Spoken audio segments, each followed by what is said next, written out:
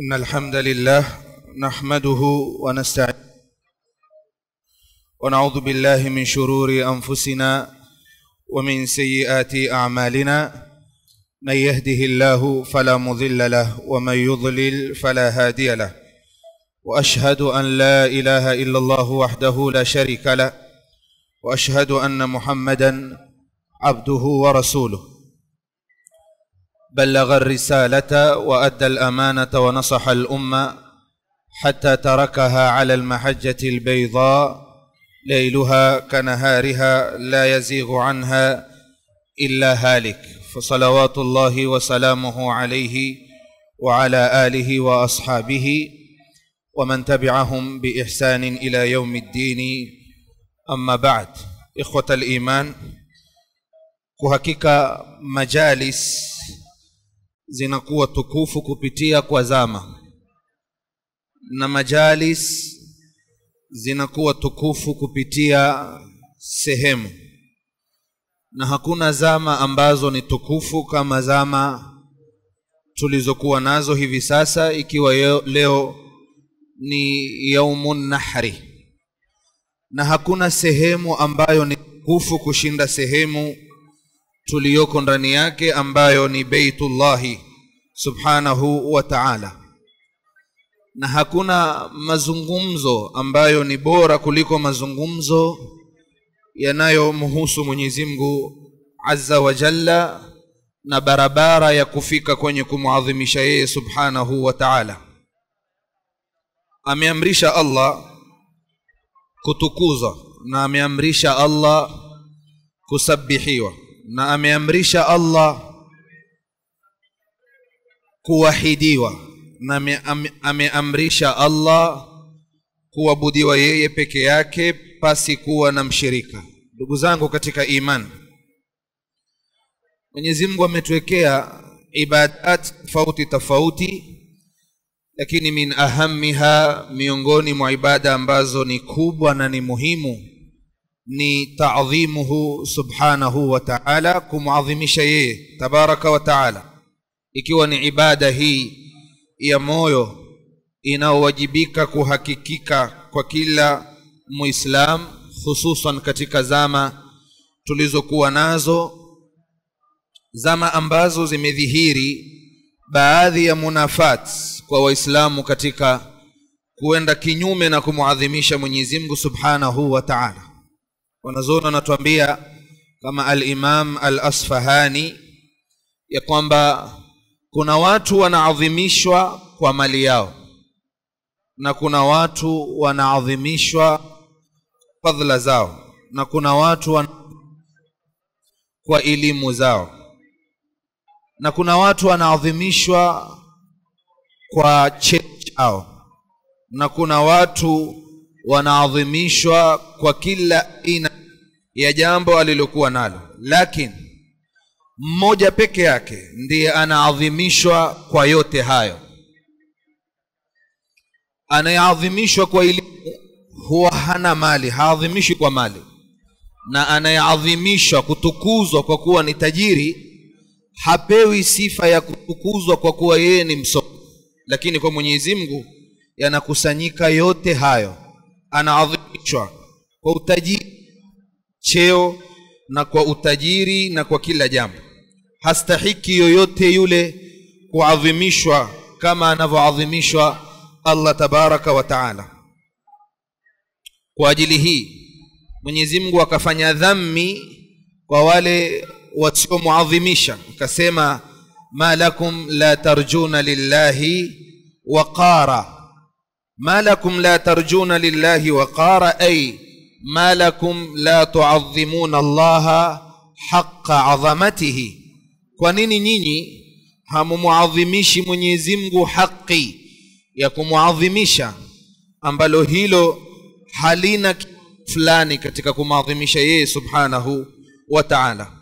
Na wengi katika waislamu tumeingia kwenye maasi, imma kwa sababu ya jahal au kwa sababu ya kutopatikana zetu baraka wa ta'ala. Wama qadarullaha haqqa qadrihi na bado hawajamuadhimisha Mwenyezi Mungu haki ya kumuadhimisha. Fama ahwajana ila tahqiqi ta'dhimi llahi fi qulubina, ni haja iliyoje kwetu sisi Waislamu kutakiwa kuhakikisha kumuadhimisha Mwenyezi Mungu Subhanahu wa Ta'ala katika nyoyo zetu na katika maisha yetu.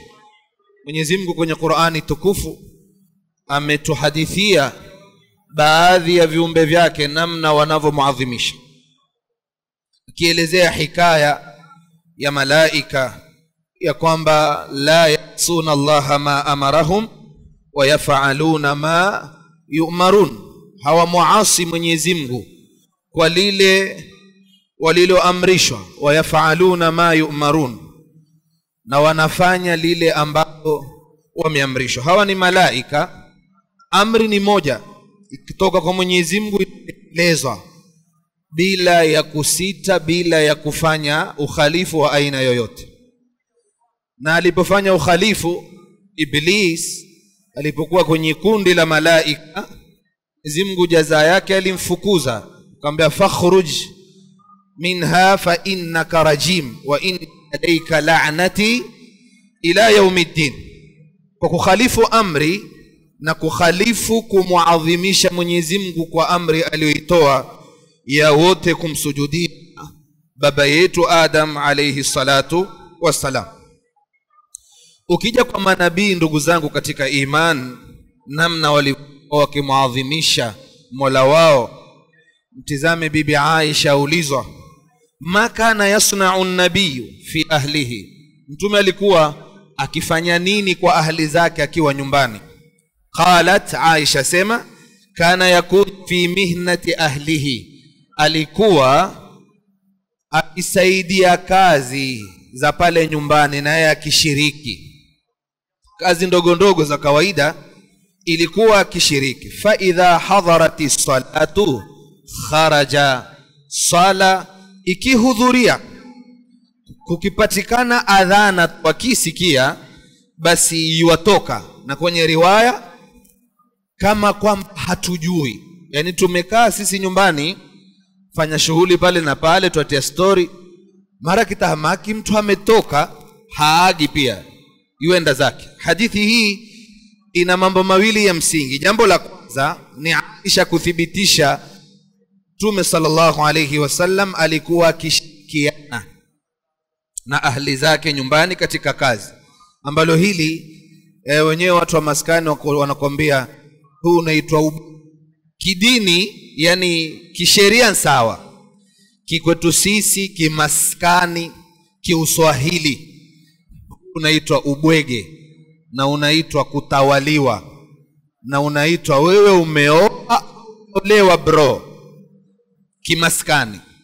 Lakini kidini mwanamume aweza kusaidia kazi baadhi ndogo ndogo za pale nyumbani kwa kumsaidia mke wako, wala haivunji uume wako ati uwanaume wako kwamba ndio sasa wewe si mume tena, niwege kama watakavyosema fulani. Fal ibratu bima inda Allahi, siku zote ukitizama yaliyoko utakhalifu dini tu, lakini tizama yaliyoko kwa Mungu, bas utasimama kwenye barabara ambayo ni ya usawa. Waislamu, masikitiko ni kwamba kuna yanayovunja uwanaume wetu, kutokuwa na ghera na mkeo akawa yuko social media. Lakini hili la kuvunja sifa ya mtu kuwa mume, kwetu sisi ndio uume. Lile la kuthibitisha uwanaume wa kumsaidia mkeo nyumbani, kwetu sisi ndio uwanawake. Waweza kuambiwa tu, baba yake fulani mmesahau maji ya mkono, hebu katukue kibakuli ya maji ya mkono, peleka pale. Allahu akbar. Basi akikushtahi atapeleka, lakini toka. Hiyo nketi hiyo. Waitwe wazazi wa mwanamke, zungumzeni na mtoto wenu, asinipande kitwani, mimi huyu si wa kunituma maji ya mkono mimi. Ama weka kitambara, mmesahau kuna glasi nimeweka 5 na watu ni 6, bado moja, katukue jikoni ulete, inakuwa ni issue. Hapa Aisha anathibitisha mtume alikuwa akishughulika.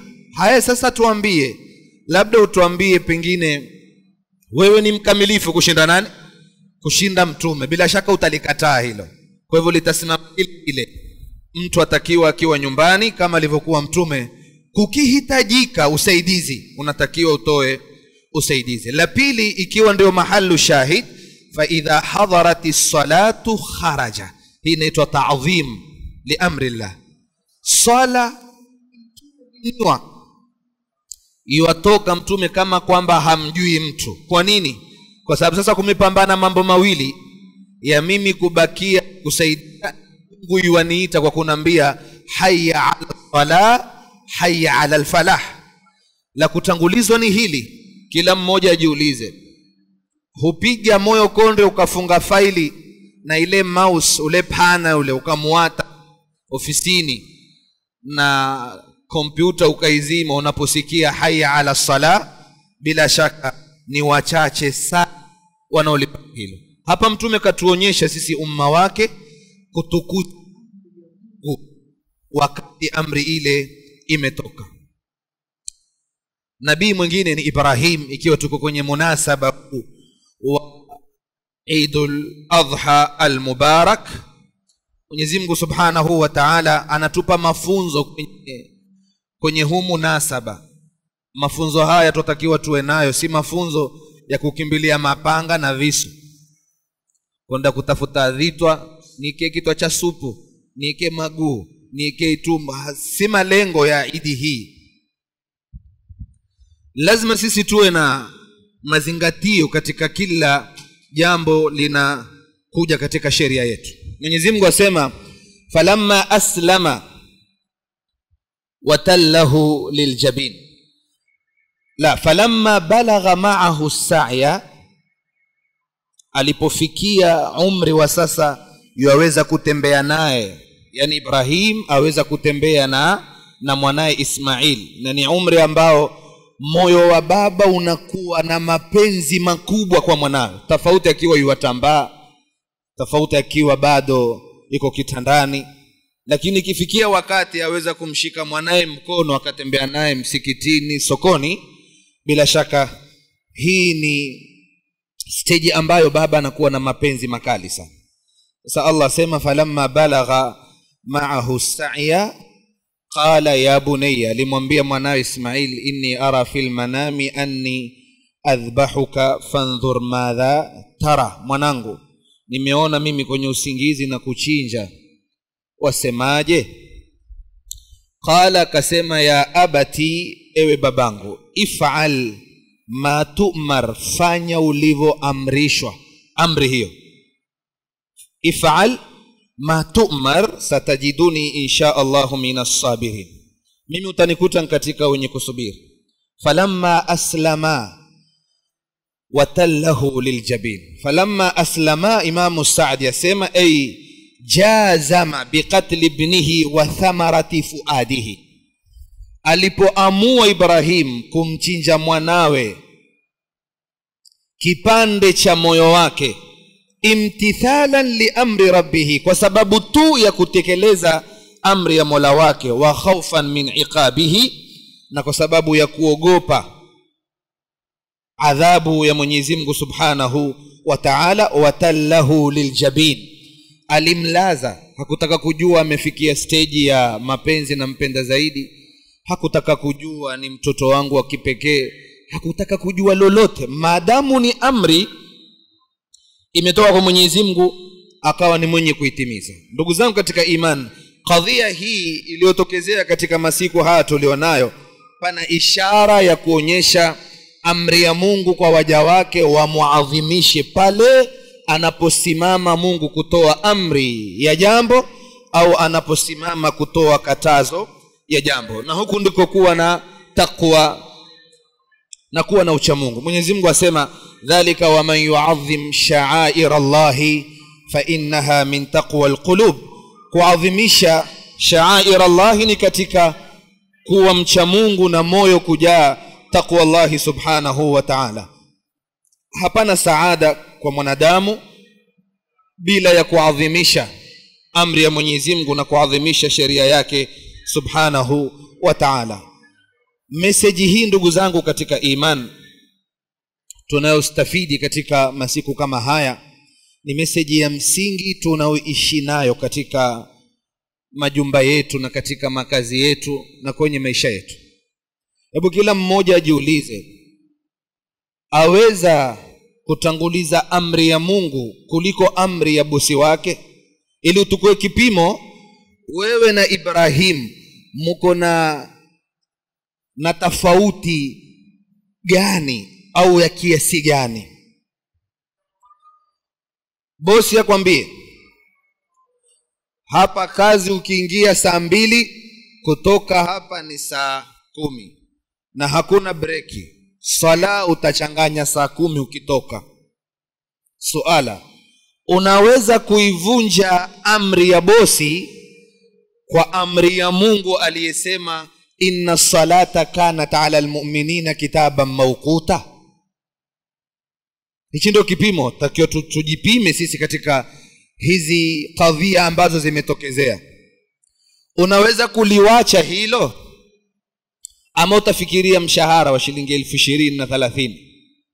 Kama kweli bana, lakini mambo gani sasa? Wallahi ni vile tu mimi sina kazi nyingine, lakini ningemwatia mwenyewe kazi yake. Ina maana wewe hujatanguliza amri ya Mungu kuliko amri ya nani? Hapo wazi kabisa ni kama wamwambia Mungu kwa ulimi wa hali yako, hii mshahara ni aula kuliko amri yako ya kutekeleza swala kwa wakati. Hili la kwanza.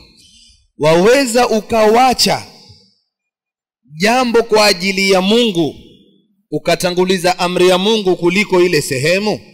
Uko mahali munkarati zimejaa, mshahara mzuri pengine upigwa laki, na Kenya hii upilipwe laki. Mshahara mzuri, una cheo pale mahali, lakini pana mukhalafati chungu mzima.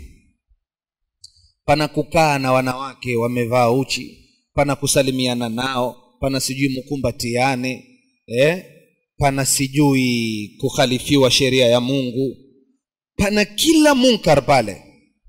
Utaweza? Tuko kwenye Eidul Adha, tumefaidika kwenye Ibrahim kumchinja Ismaili, sikutaka kula nyama za ngamia na kondoo.